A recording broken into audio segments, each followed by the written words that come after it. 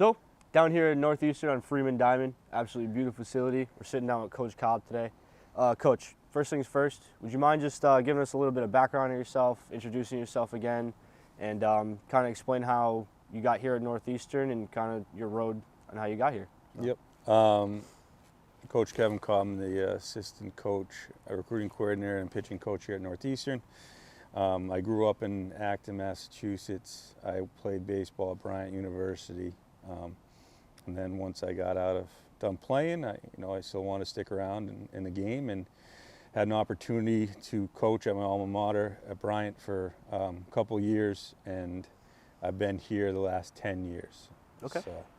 Awesome. And you were obviously a pitcher back in the day at Bryant? Yep, I pitched at Bryant. Yep. Yeah. Awesome. All right. Thanks a lot, Coach. Mm-hmm. And the next question I always ask coaches is because anyone who's in the game, they understand that it's a big grind. It's a massive time commitment. It becomes really a bigger part of your life than anything else if you're in it and you work in it. So I always like to ask, just in general, like, why do you coach? Like, what keeps you in it day in, day out? Obviously, you were a player, but coaching is a whole different animal. So yeah, I think it's a huge time commitment. You can just ask my wife. yeah. And it started with love baseball, wanting to be in the game and continue to be around the game, and playing wasn't an option anymore. So coaching seemed like the next best thing. But as a coach, you do have to make a lot of sacrifices. It is a huge time commitment, weekends and long days and nights. I think you've been in it in the last 12 years as a coach here, and really, what keeps me going now, I think, is just, the relationships and building relationships with these guys. And I think that's the best part about it is, from the recruiting process, getting to know them, their families, to Absolutely. developing them as players, developing them as kids, and seeing them mature and move on and be successful after life, really. Yeah. And winning, that always helps too. Yeah, winning is always fun, you Yeah. know. Especially when you recruit guys that help you win. Mm-hmm. It's definitely a gratifying feeling for you. So Yeah, no doubt. yeah. Well, thanks a lot, Coach. Mm-hmm. Next question. Obviously, you guys are a very well-known program. You've made some noise the past few years at a very high level. What would you attribute that to? Is it a culture change? Is it improved coaching, improved recruiting, more accessibility for recruiting? What do you credit that to? Well, I think it's, just a process, really, like anything. So Coach Glavin, our head coach, has been here now. This is, I think, his 8th season here. So him and I were both assistants before he got the head coaching job. And I think it's just starts with the players, first of all. You got to recruit talented players. Naturally, yeah. But that takes some time. I think recruiting's earlier and earlier now, so there is some leeway between getting good players and getting them on campus. And I think once you start to get good players, that attracts better players, and that cycle keeps on working that way. And I do think, but it's also developing them too. And I think we've done a good job with developing guys and gone on and played professionally here and have had a ton of success on the field for us. Awesome. Speaking of developing guys, I realize you guys have a little tradition here. Every season you guys do something called 19 Ways. You mind telling us a little bit about that? Yeah, sure. 19 Ways are community service for our team. So Coach Glavin started that when he got the head coaching job here. Started with Pete Hughes, who's the head coach now at Kansas State. So it's just 19. Our team finds 19 different ways to give back to the community every single year. Oh, awesome! That's fantastic. Just out of curiosity, what's the latest thing you guys did? Our guys just did an Alzheimer's walk. Okay. Raised some money and did the walk, and I think there's usually a couple things every fall, and then a couple things every winter, and a couple things every spring. But we encourage our guys to come to us with ideas, things that are important to them, things that they value, and so they're a little more proactive about it. Yeah, fantastic. Yeah. All right, awesome. Thanks a lot. So at the Division I level, there's a ton of competition, especially for players. If you guys are looking at someone, they're most likely getting looked at by somebody else. So what would you say sets your program apart from other programs that a player you'd be looking at that he would say, I got to go to Northeastern over someone else in your conference or at the same level? Yeah, I think anytime you're recruiting student athletes, it's going to start with the school, finding the right fit. And I think that something we're proud of at Northeastern is we're a great academic institution in one of the best college towns And Easily. I think that's super attractive from, from an academic standpoint, from a balance of student life standpoint. From a baseball standpoint, we're in a really competitive conference in the Colonial Absolutely. Athletic Association. So I think we have a really good combination of that competitive baseball side with that high academic side and even that balance of the student life side. Awesome. And obviously being in the city, it gives students a lot of things to do, obviously, outside of baseball if they want to do stuff. Like, baseball's not everything. They need something to do with school time, downtime and stuff like that. So obviously it's a good mix of everything, it sounds like. So Yeah, they spend a lot of time in baseball, but they get their Yeah. free time too to hang yeah, out. exactly. Like, you don't want to be like in the middle of nowhere when you have some time off of baseball. You want to be able to do stuff. So No doubt. yeah, definitely. Obviously, it's all mostly baseball, but you need some downtime and stuff like that. So, Yep. follow that up. We talked a little about recruiting a minute ago. When you are recruiting, when you're out looking at a guy, what's a few things that, like, if you never looked at him before, say you're there for someone else, but he shows out, what are the things that you notice that would be like, oh, I got to go have a conversation with this kid and kind of see where his mind's at?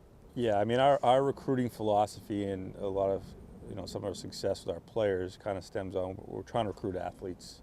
We want to recruit, projection guys and athletic guys who have a chance to develop in college. They might not be that finished product right now, but there's enough athleticism and tools there that we think we can get them to that next level, that they're great college players and have a chance to go on and play after college as well.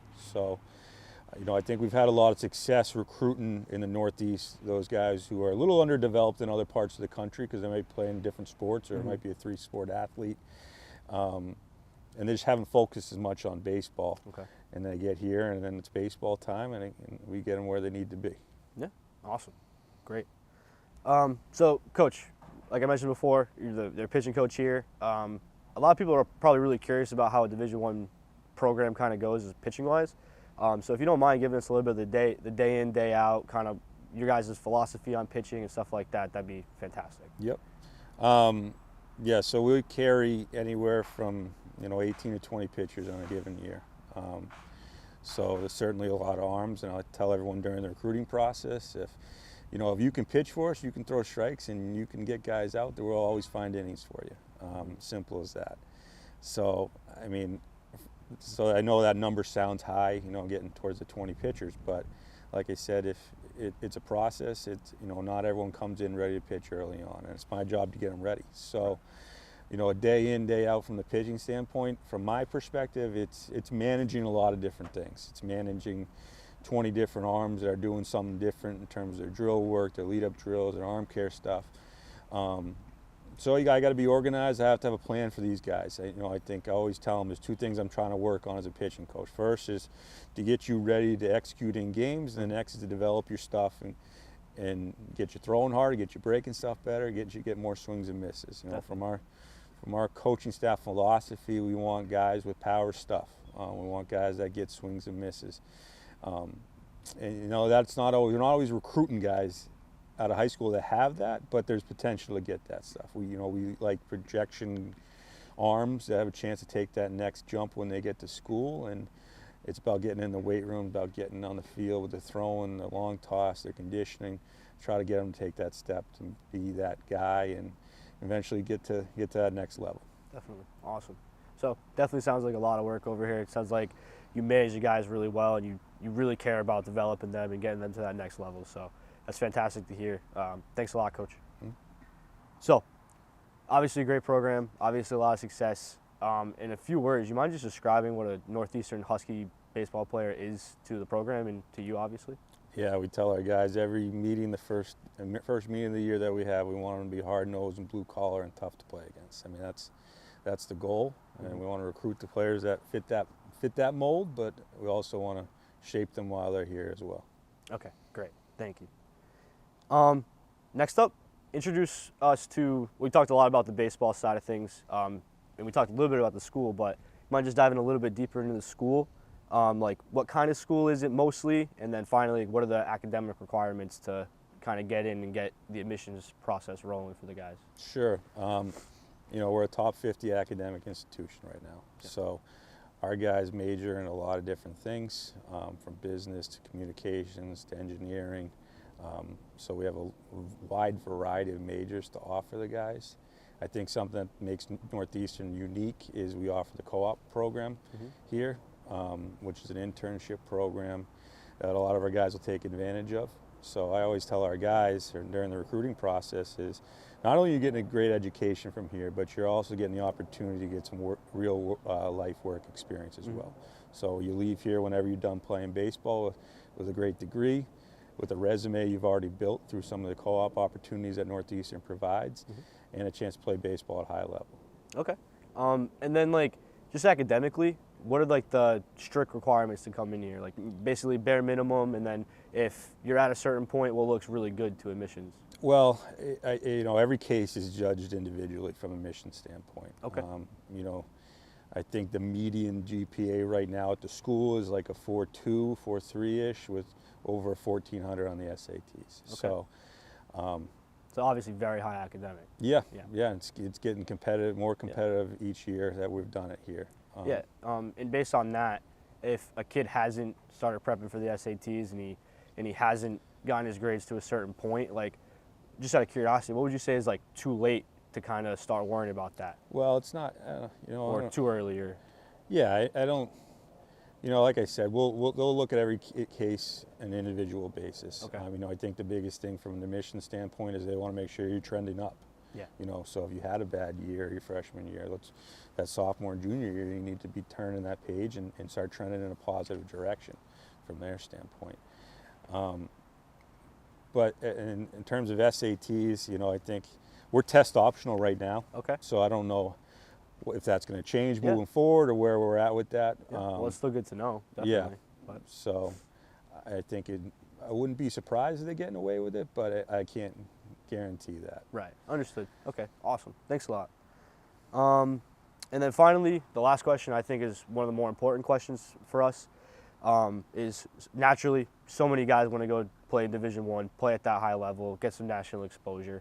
However, we understand that there's a lot of players that aspire to go to that point, but just physically they're not there yet, or even academically, as we just talked about. So if there's a kid that kind of has Division I aspirations, first, do you mind just saying how you would kind of get there, like what it takes to get to that point? And then finally, if there's a kid that does have aspirations to go Division I, but he kind of realizes he's not at that point yet, what would you kind of suggest for him to take the next steps to still play collegiate baseball?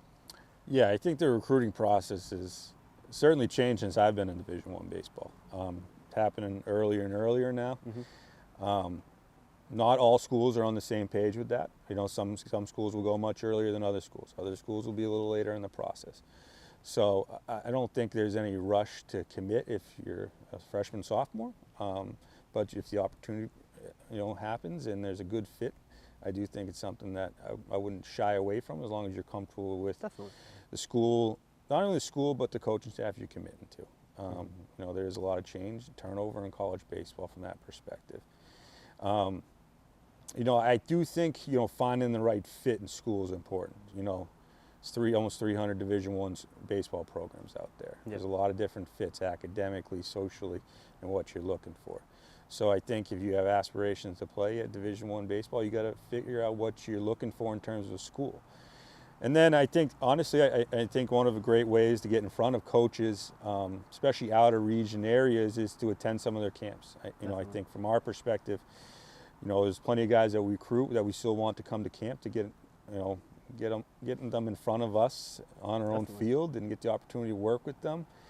I know you can't attend. There's a lot of camps out there. There's a lot of showcases, a lot of camps. Not everyone can attend everything. Yeah. But I do think if there's mutual interest, if you think there's a good fit, I do think getting on those fields in front of the coaching staff and their setting is important. Okay, awesome. So basically, in other words, like if a player that has been contacted by a higher level school, you definitely suggest them to reach out about camps, make sure they get in front of you guys over time, and not just kind of lose that relationship, right? Yeah.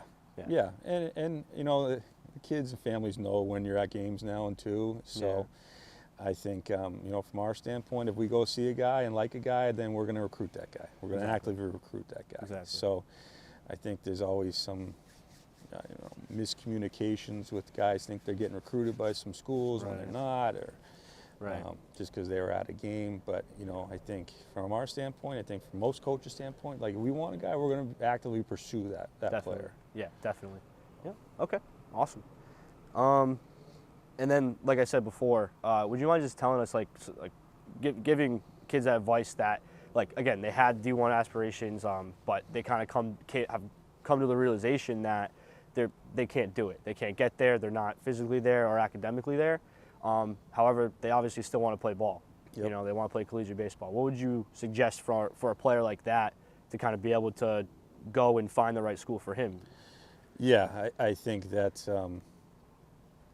somewhat difficult to always figure out what level you're going to land at, right? Yeah. And you know, I know with the options to post-grad or go to junior college now, that can always be extended to kind of make your way back to Division I baseball. But I do think there's a fit for everybody to play at all levels. Yeah. And I think that there's really good baseball at Division II and Division III levels. No, not everyone's going to be a Division I baseball player. And I think there's plenty of opportunities, not only just from a great fit from a school perspective, but a great fit from a baseball perspective. Like, in order to develop and get better, you got to play. And, Absolutely. you know, just going somewhere and not necessarily getting the opportunity that you need to develop and play isn't necessarily the best fit for you. Yeah, exactly. Yeah. Okay. Thanks a lot, Coach Cobb. We really appreciate answering all our questions, giving everyone recruiting advice, talking baseball with you. It was an awesome time. Thanks to the staff. Thanks to the team. We'll see you guys around. Thanks a lot. Have a great day from Firecracker. Thanks again to Coach Cobb. Thanks for having me.